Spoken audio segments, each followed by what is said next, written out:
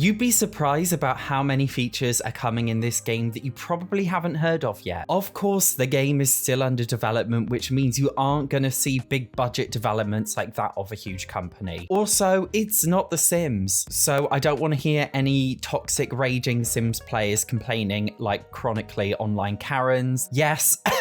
I know what the Sims community's been like lately and like I'm not getting involved. Obviously, the initial sneak peeks we've had were of build mode, showing off various different tools, including various kinds of wall placements, object placements, and terrain tools. All of these so far have come across as rather intricate, with the ability to customize builds in so many different ways. They even showed off lot placement with the ability to completely customize lot sizes and shapes to create customized neighborhoods. It looks pretty cool so far. Currently, the Paralives team are working on art style of objects and houses. Earlier this year, we saw a huge development in the way the game looks, and I must say, I'm pleasantly surprised with the style route they've gone down so far. Not implemented yet, but they also have things planned like basement, roof, and pool placements, lake and pond tools, and creating new objects and assets for you to build with. The game will be available for early access for beta testing before full release for keen players who do want to get in early, by the way. During this early access, the developers will be adding create a town and create a world tools, road placements, and houseboats. Honestly, I love the idea of living on a little houseboat down a canal. Don't know what anybody else feels like that, but I'd love that. Then we have the Power Maker mode. As with the build mode, we've already seen a lot of developments and changes ever since it was first announced. The mode so far seems intuitive and allows for either basic or deep customization depending on how you like it. I do like it deep. Gameplay, that is.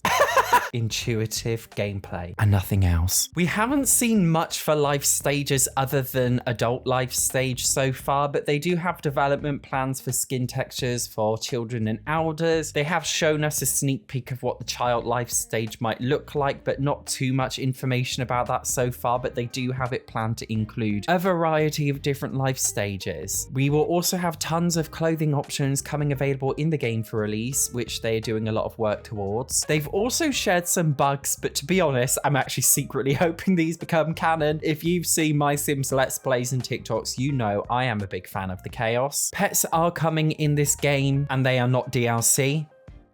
As such, during early access, we will see development of dog, cat, and horse creation. Horrifically unpopular opinion, but horse people do give me the ick.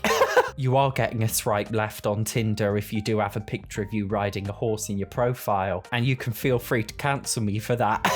But I guess the option is there for those who want it anyway. Of course, the most important part of any game is the gameplay. As with the development of basically every single game, world and art assets are almost always first off, and then they're followed by gameplay last. So we haven't seen much gameplay as we have with the Power Maker and build modes, but there's still a decent amount of content to go through. They've been adding in some animations lately, most of which I'd say are quite subtle and not too overly gimmicky, mostly relating to their different emotions and expressions and things. They've been adding basic object interactions so far, but the way they've designed them seems as just with the build mode rather intuitive. The game lets you pin certain actions to a shortcut key being the right mouse click, so you don't actually have to open up the object menu every single time that you want to interact with it. It's such a small thing, but definitely a welcome feature for keeping things varied and more intuitive in design. Gameplay is definitely the least developed area of the game, and they still have a lot of basics to work through, such as pathfinding, emotions, personality, needs, job and school schedules, etc. We do know that we're getting memories added along with lore added to its initial town, which is nice to see. I'm personally not a fan of the whole create your own story, build your own world. Like, I need a little bit of a push. I need someone to tell me what to do. Am I admitting to being a submissive bottom? No, I am not. But what I am saying is I don't like to always be in control, and I do like to have somebody to give me a little bit of depth and storyline, tell me what to do. So hopefully we will learn more about this as time goes on. Work and school will be rabbit hole experiences, by the way. Even so, the game seems set on being very alive and vibrant. There will be weather and seasons in the game, not upsold as DLC.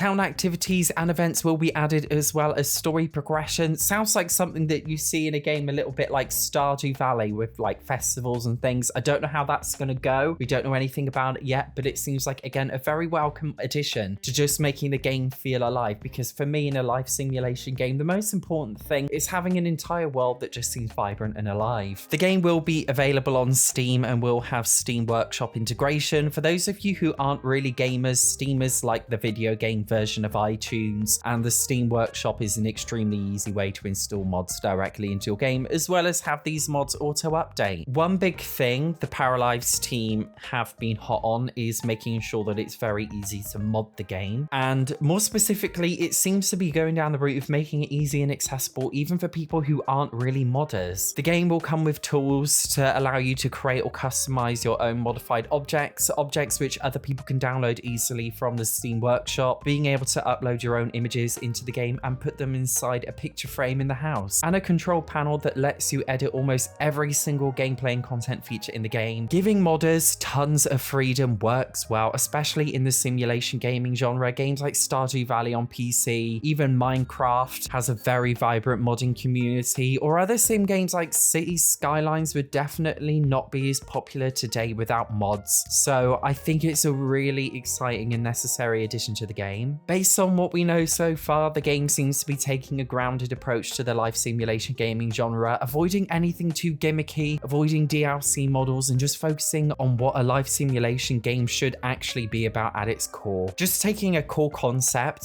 without trying to be too gimmicky is something that's actually very rare, I think, in video game development these days, but a very nice, welcome, fresh addition. I feel like the life simulation gaming genre is one of the least tapped into genres. Obviously, we do have games like Stardew Valley, or we have Harvest Moon, Story of Seasons, but these kinds of games seem to be taking it from the perspective of farming and other things. There are not that many like proper dollhouse life simulation games, at least ones made by major developers anyway, and although Paralives is an indie game, that doesn't mean it has to be an AF game. I do think indie games are definitely taking over. They have been over the last few years, and I am really excited to see where it's going to go. If you do like those popular kind of simulation games, I've been playing Disney Dreamlight Valley recently. I have a couple of videos about it here, so if you are interested, make sure you check them out. Otherwise, thank you very much for watching. See you in the next one.